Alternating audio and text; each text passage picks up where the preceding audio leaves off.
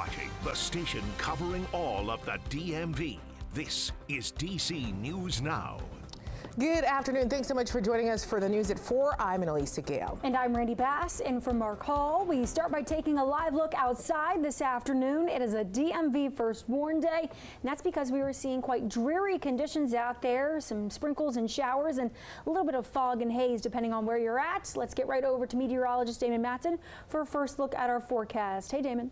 Hey, yeah, guys. It looks really tough at the tidal basin there. I know, yeah, and it's been a little more than a sprinkle for some locations out there. This rainfall has been wavering in intensity. We just had a very heavy line of rain push across the entire DMV, including the district, the I-95 corridor here in that red color about an hour and a half ago. Visibility dropped significantly. Now, the rainfall, as we can see on this loop here, is starting to exit. We're actually drying out across the I-81 corridor, the Shenandoah Valley, but in the wake of the rain, we're dealing with a lot of wind. Now, we've picked up a healthy dose of rainfall, 2 inches plus along I-81 in parts of Prince William County as well. Rainfall estimates a little lower, around an inch near the district, but by the time all is said and done, most of us will have picked up an inch to 2 inches. We've had some ponding on those roadways out there as a result. But here's that wind coming in behind the rain and the cold front. We have had gusts up to 35, 40 miles per hour across the eastern half of the region. This has been enough to knock a few trees and power lines down, and out across the mountains we even have some stronger gusts, like over near Kaiser, pushing 50 miles per hour. So the wind is going to be the next thing we deal with. We have some scattered power outages popping up all around the district in Fairfax, Montgomery, Prince George's counties. This will continue to be the case as we head into the night and deal with more of this wind. Now, we only have wind advisories in place across some of our mountain counties in western Maryland, West Virginia, and along the Blue Ridge. But just because you're not under a wind advisory more to the east, including in DC, does not mean we will not see the impacts from this as we head into the night. So we'll talk about how long it's going to stay this gusty and how quickly those temperatures are about to fall tonight. Coming up in a full look at your forecast here in just a bit. All right, Damon, thank you. Well, the police chief of Prince George's Community College is now accused of driving under the influence in Virginia, resulting in one person being transported to the hospital. Yes, and DC News Now's Daniel Hamburg joins us in studio with more reaction. Daniel. Well, Randy and Annalisa, a lot of students I talked with were unaware of his arrest. They say there was no communication by the college, but some say they are concerned the person in charge of upholding the law on campus could put others in danger. 55-year-old Derek Myers turned himself into Fairfax County Police Tuesday night, charged with a DUI. Detectives say his blood alcohol level on Friday night was more than 3 times the legal limit. They say he was driving east on Random Hills Way in Fair Lakes when he lost control, entered the westbound lanes, and hit a Honda CR-V. The victim in that car taken to the hospital in life-threatening condition. I hope he it takes responsibility for his actions, for what has happened. Myers is the chief of police at Prince George's Community College, where students are learning about the crash. My thoughts is honestly disappointment. I'm not angry or sad about the situation, mostly just disappointed that someone who was meant to protect us would do something that would not only put himself but others at risk. We asked Prince George's Community College how they're handling the situation and if Myers is on leave. A spokesperson said in a statement they're aware of the situation and the college does not comment on personnel issues. He should have been more careful, knowing if that was someone else, he would have taken it upon himself, like seriously. So this is a serious issue. Now, Myers is being held without bond at the Fairfax County Adult Detention Center. Anyone with information about the crash is asked to call Fairfax County Police. In the studio, Daniel Hamburg, DC News Now. Daniel, thank you. We follow new details out of Northern Virginia this afternoon. We're learning a man who was shot by a police officer at the Roslyn Metro Station yesterday has died. The shooting involved Arlington County Police. 2 officers say they found a man holding a knife. A struggle ensued and an officer shot the man who later died in the hospital. The 2 responding officers were also taken to the hospital but are now out. Both officers are on administrative leave per the department's protocol. And in D.C., scary moments aboard a D.C. Metro bus. Take a look. Metro Transit Police say someone boarded an X2 bus with this loaded shotgun. Plainclothes officers stopped the suspect for not paying his bus fare. When he refused to pay, officers arrested him and found the weapon under his coat. Meantime, in Montgomery County now, a restaurant manager has been charged with stealing a customer's credit card, and according to police, other people who dined in may have also fallen victim there. Officers have arrested Brooke Chambers. She manages Silo Falls Restaurant in Brookville. Police say back in July, a customer accidentally left their credit card behind, and days later, they were hit with several fraudulent charges.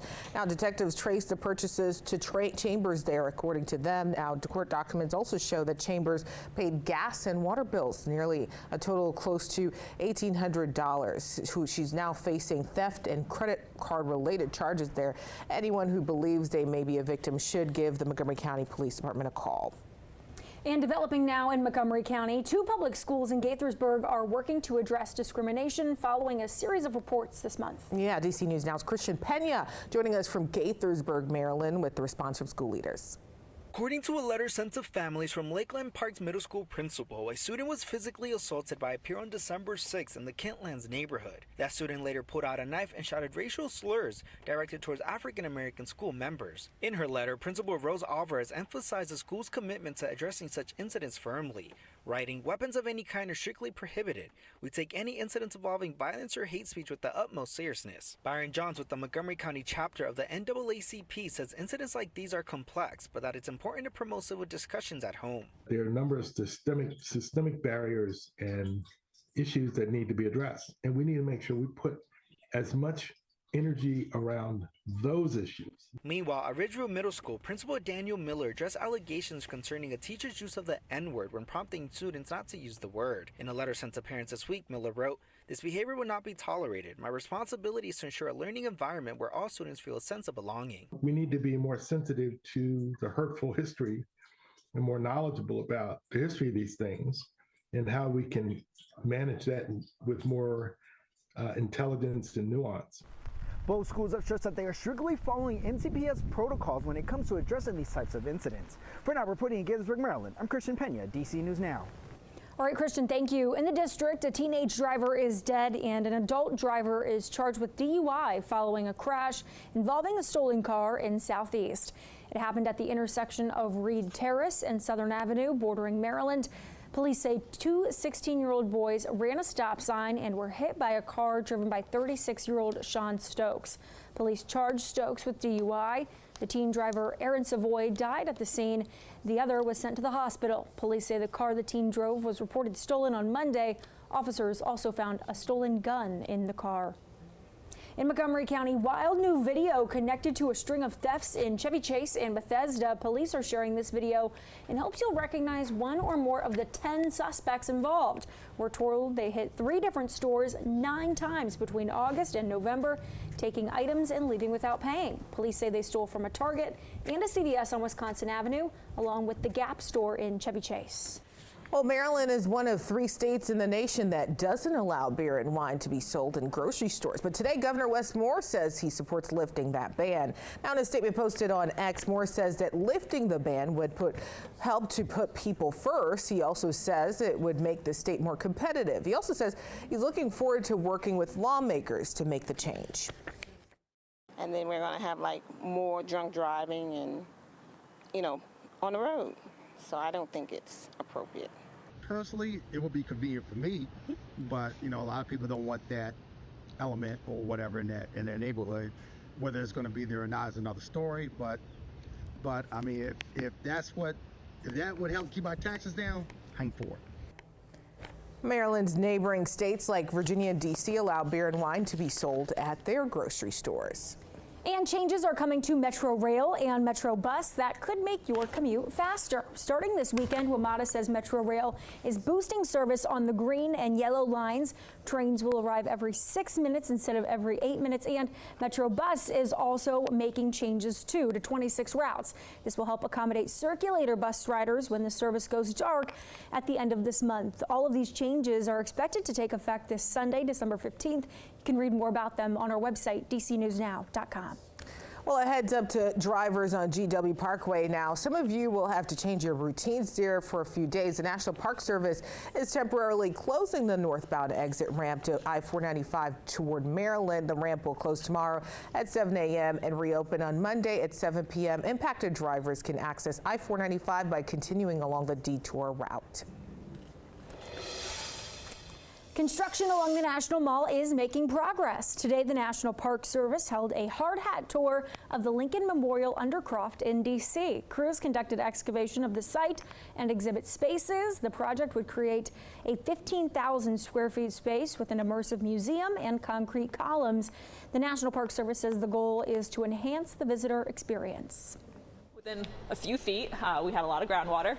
Not that it was an issue, but yeah, that was probably our biggest unforeseen that we have found. We have found boxes and boxes and boxes of glass milk bottles. Pretty cool stuff going on down there too. The museum is scheduled to open in 2026. Yeah, and Virginia Senator Mark Warner is weighing in after FBI Director Christopher Wray announced he plans on resigning.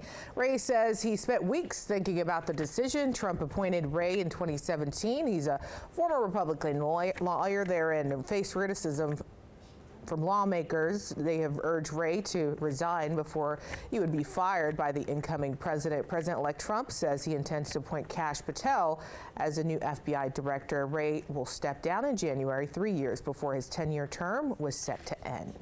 And Senator Mark Warner, who chairs the Senate Select Committee on Intelligence, is putting out a statement about this, noting Wray's commitment to fairness, transparency, and the rule of law. He says while he is disappointed Wray is stepping down, he understands he is trying to do what he has always done, which is to act with integrity.